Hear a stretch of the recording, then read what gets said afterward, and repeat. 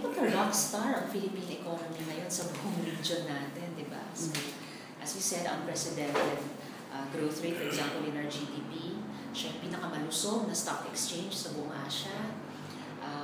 And then various ratings agencies and then investors groups, both domestic and international, have given a higher standing to the country at mas tumitindi yung participation nila.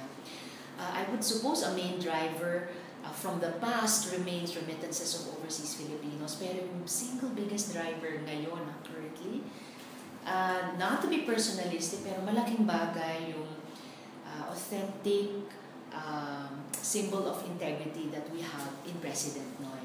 Dahil meron siyang sinimulang anti-corruption campaign, I think it's already showing results in terms of being able to generate and then mobilize public resources towards development programs and some starting reform programs. Tapos syempre, dahil nagiging kapani-paniwala yung transparency and accountability efforts, then also various economic stakeholders are seeing na it's not just more fun in the Philippines, but it's a good place to participate in the economy. Having said that though, kulang kung productivity lang.